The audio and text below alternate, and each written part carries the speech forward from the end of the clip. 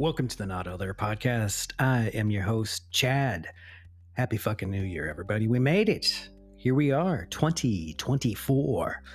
I know I've been a little on the down low. You haven't heard from me in a few weeks. Truth be told, I did have a couple of interviews in the can, as they say, but the audio wasn't going to work. So between the holidays and a little vacation travel, I didn't have a chance to meet with anybody, have a little conversation, and put something new up. So right now, you're getting me. And we got back from a really wonderful little winter break getaway with the family and some friends. We went to Vegas for New Year's. And let me tell you, as my maiden voyage to Vegas, I'd never been all my life, never stopped there. Maybe the airport. No, I don't even think that. I don't even think I've seen it from the sky. To witness that on New Year's Eve was just spectacular. And to witness it on New Year's Eve sober, even more spectacular. Man, I don't know if I ever would have made it out of the desert alive if I had gone there while I was out there doing my thing. Yeah, it was kind of... there was something about this trip that was really magical for me personally. I felt so connected and present with what was going on most moments of each day that we were out there. We went to Vegas for New Year's and had a blast with that. The New Year's Day, the next day, we hopped in our rental car and we made our way to the Grand Canyon, which I also had never seen. And to say that it is awesome to see it with your own eyes is an understatement. I have seen pictures of the Grand Canyon in textbooks, online, in movies. I've seen people's personal pictures of it, and man, nothing can do it justice. It's just, it's kind of mind-bending when you just sort of check out for a moment, get outside your own head, and just take in what is around you. You feel incredibly small and insignificant. And sometimes that's not a bad place to be. To be quite frank, I found it very comforting. I found that all of my bullshit that I like to carry around with me every day just faded away. And, you know, some of the bullshit that I feel is, I don't know, important or stress-inducing or resentment-inducing just melted away. You know, when you are in the presence of nature and you are in the presence of something so fucking, awesome is the only word I can say. It really, if you allow it to, it will really put you in check. Because, you know, we're just these little creatures running around, destroying our planet, one little bit at a time. And for what? What gain, right? Personal, professional, material gains, I suppose. Our culture will reward you accordingly if you achieve certain statuses within any of those personal, professional, or material groups.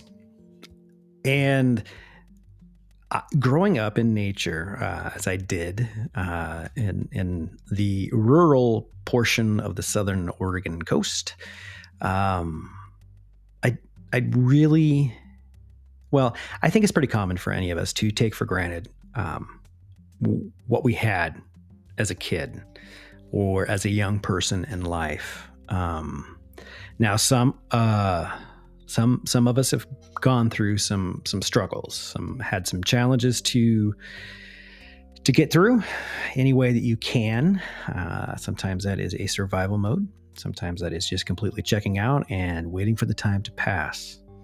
But there is something also about that time in your life that you are connected to, whether you realize it or not.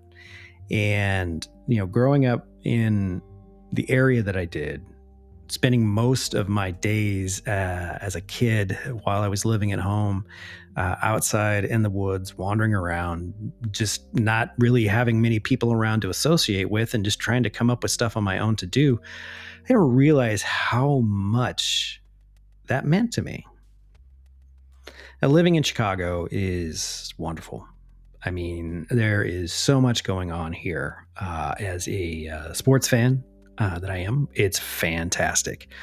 You've got museums and culture and theater. And if there's a show, it's coming to Chicago at some point. So you have so much available to you, food and culture wise, and people and everything. But it's a big city.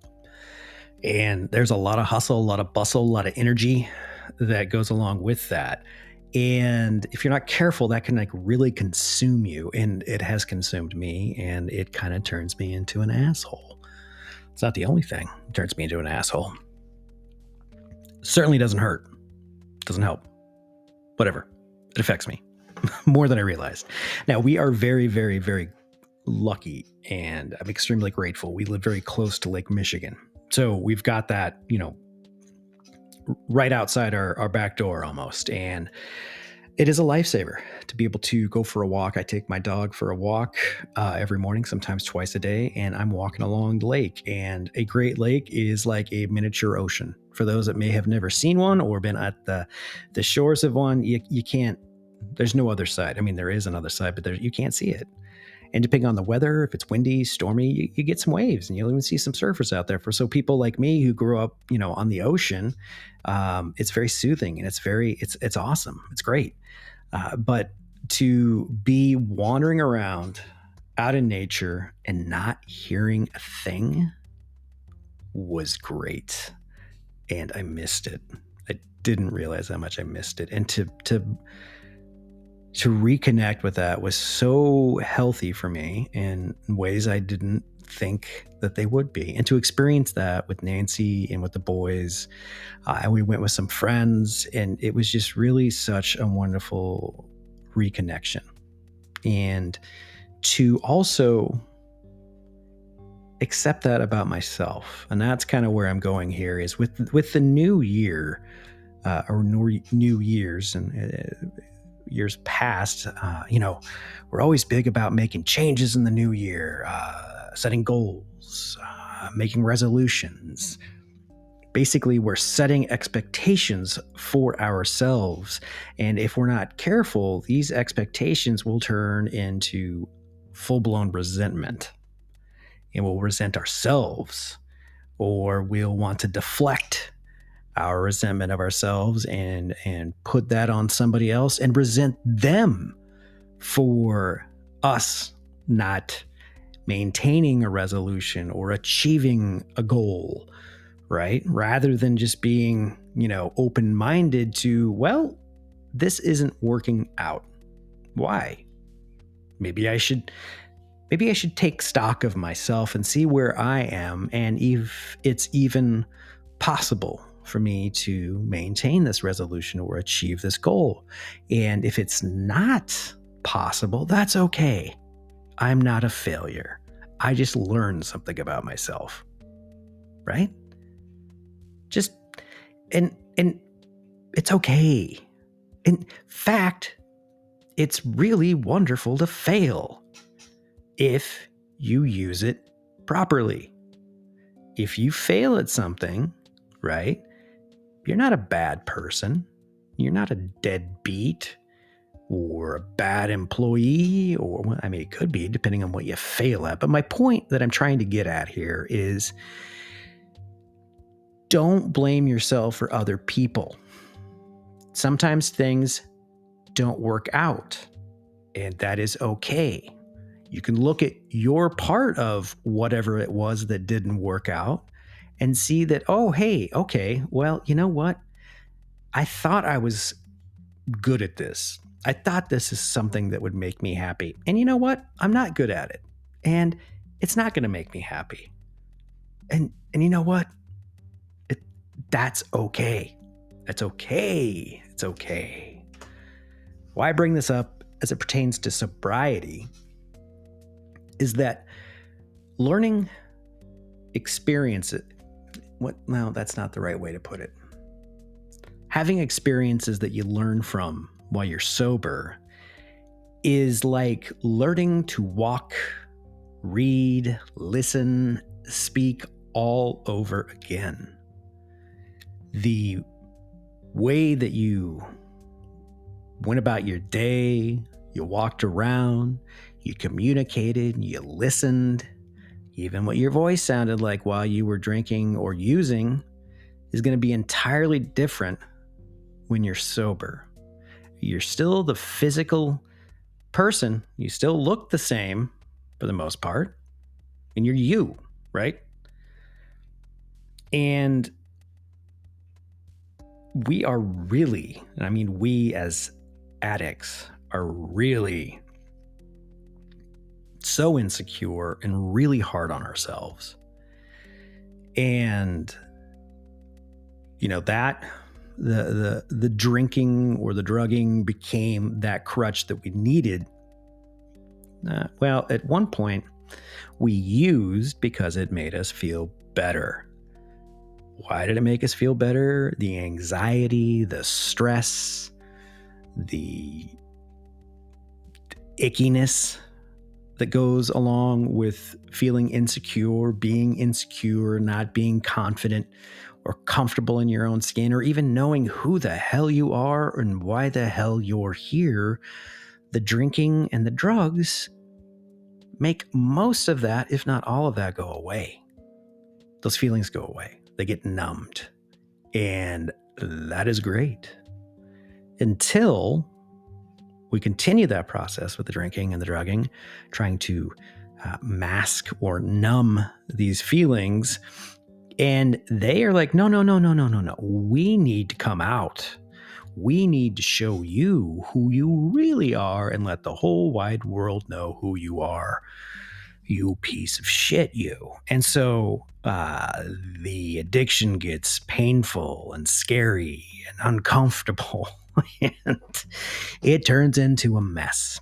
So if you are fortunate enough, strong enough to seek the help that you need, to get the help, and to give in to the fact that, yeah, I can't control this. And if I can't control this, I'm certainly not controlling my life. Everything is just out of whack, out of control, and completely unmanageable. I need help. Now, it's easy for me to sit here behind a microphone in my basement, fresh off a vacation, and tell you that, yeah, just ask for the help, man. Well, it's hard. For a lot of us, there are actions that force us to get the assistance that we need. It's if you're anything like me, asking for help is hard. It just is, no matter what that is.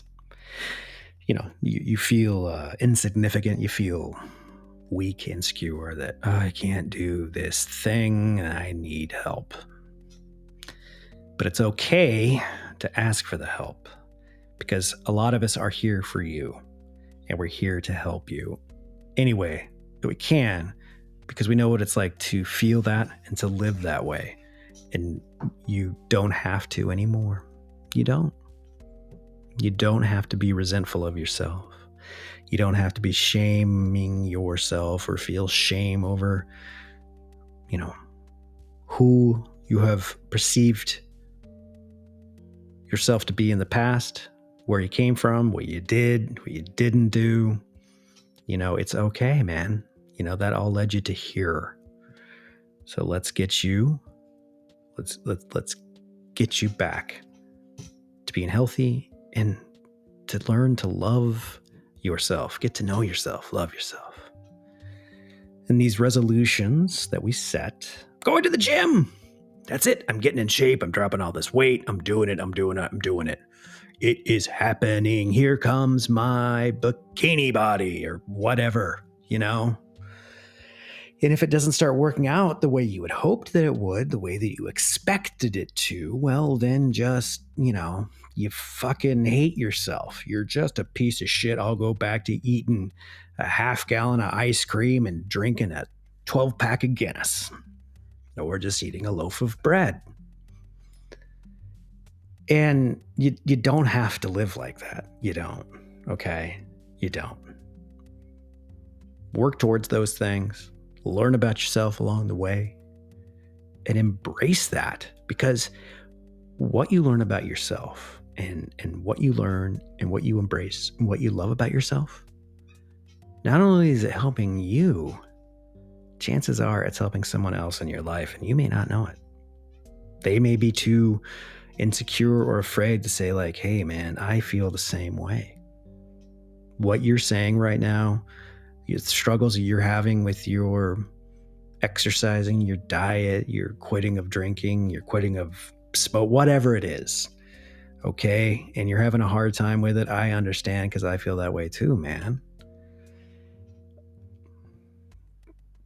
That's what I hope to do here with this little talking project of mine, is that you are not alone. You're not. Okay, we are all in this thing together. Whether we like it or not, we're here. So we might as well have a good time while we're doing it. We might as well treat other people and ourselves nicely and lovingly, and accepting them for who they are and where they are in their life, instead of just being afraid and angry at each other all the time. Because that's so easy to do. It's much, much easier than listening to someone else and trying to hear what they're saying. That is hard. That is hard. So, the new year. What are you going to do with it? Thought about that? Just going to roll with it? That's what I'm going to do. That's what I did this week, and it was beautiful. It really was. Just like, you know what? Whatever comes our way today, whatever that might be, I'm just going to go with it. And it really works. It does. Now, I'm not going to sit here and say that I wasn't inside my head some of the time. I was having some good, fights upstairs while driving the car or what have you. But I was able to get to a point where I was like, all right, enough, man. Just stop. Let's enjoy what we're doing here. And it was magnificent. And after the Grand Canyon, we went to Zion National Park, which is, boy, howdy, make the trip. It is crazy in there, man. And I mean that in a good way. It is just, wow. Nature is cool, man. Nature is really cool. The rock structures and the valleys and it's amazing. So amazing. And then yesterday we made our way back. Well, I guess Friday night we made it back to Vegas. Yesterday we wandered around, checked out some casinos, and came on home. And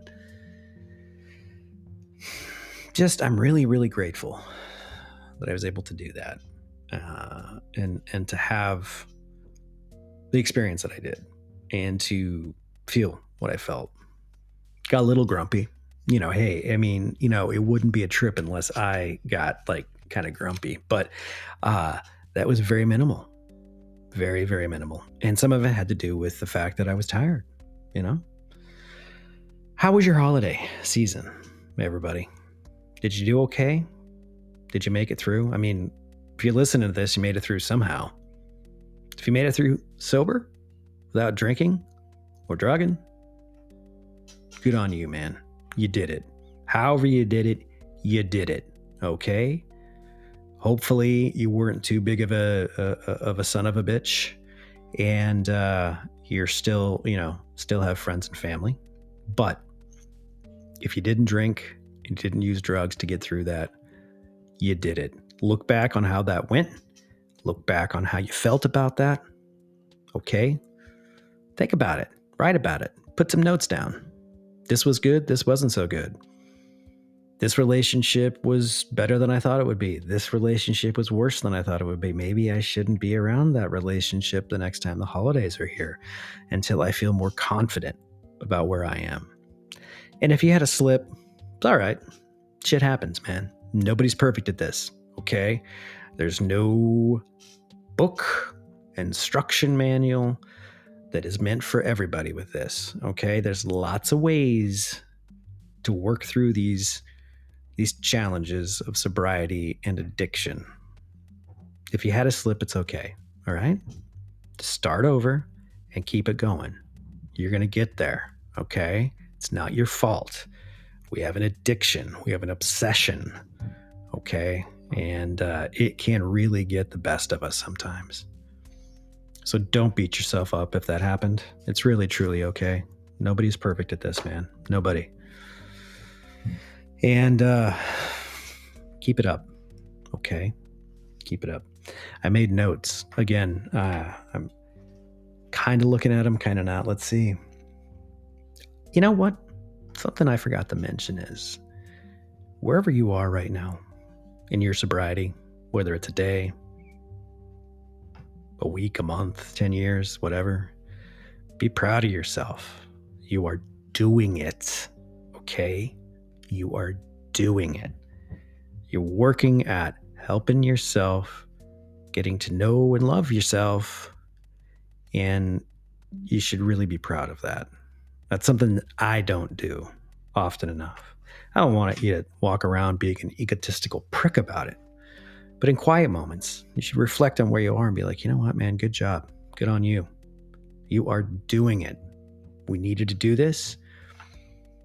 We didn't do it when we didn't do it, but we're doing it now.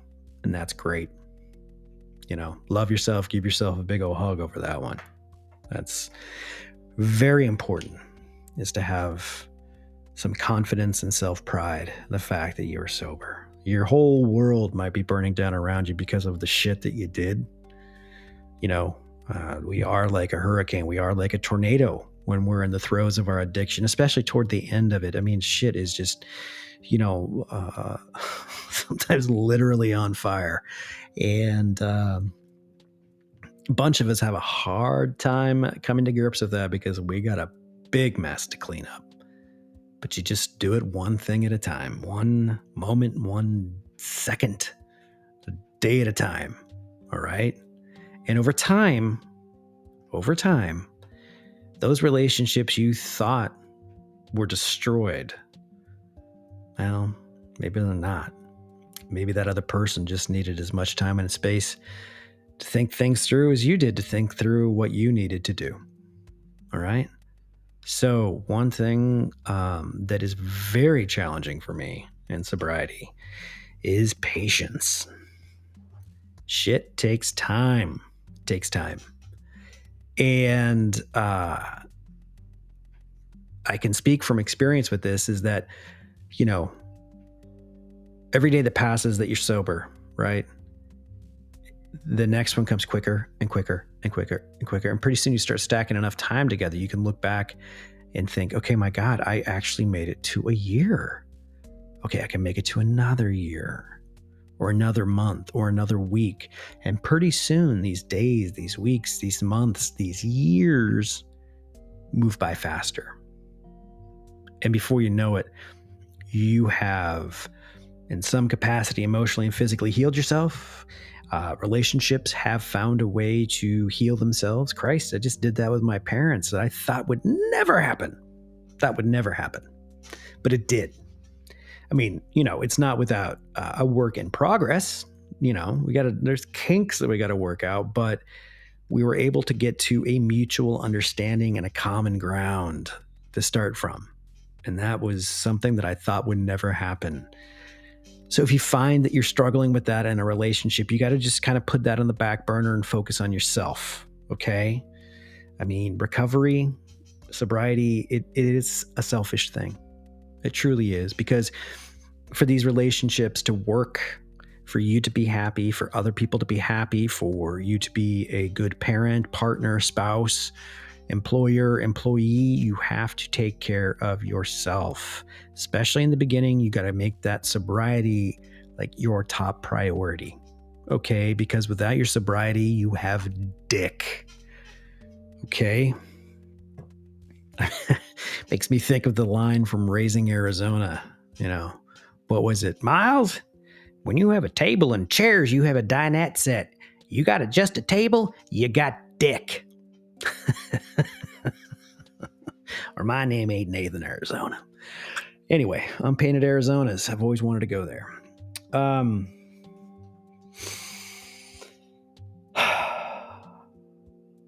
Man, I'm a lucky dude. I needed to come on here and hear myself say that. I'm just really, really lucky, and I'm really, really grateful for what I have around me.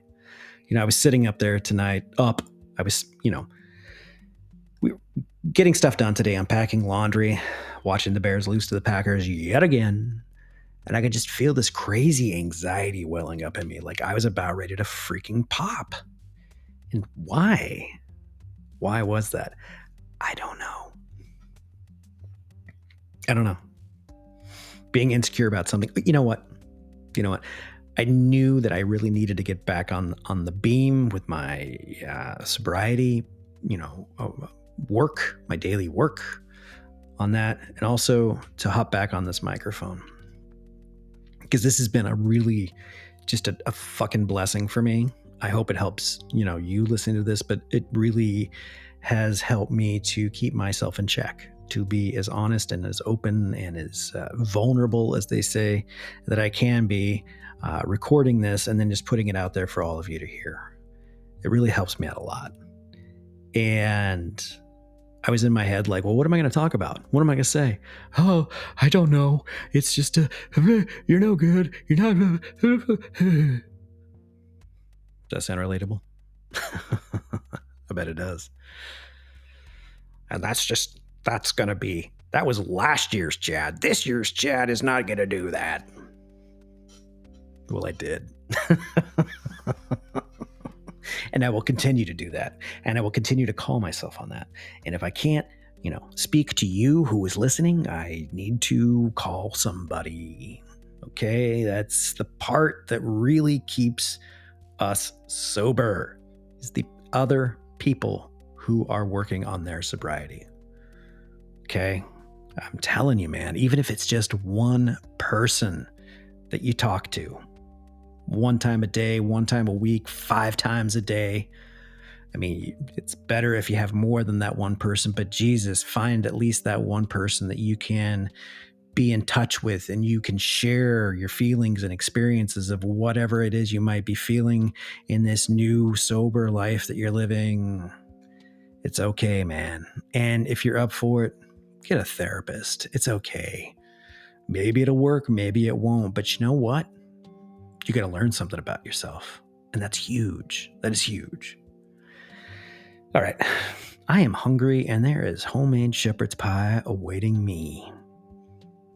My son Miles helped cook it tonight. How about that? These guys are getting big and becoming independent of sorts, and it's freaking me out. Anyway, Happy New Year to you. Happy you made it through the holidays. Happy you're listening to this. Be kind and loving to yourself. Be kind and loving to others. I love you. Give yourself a big old hug. You can do that. Talk to you soon. Take care.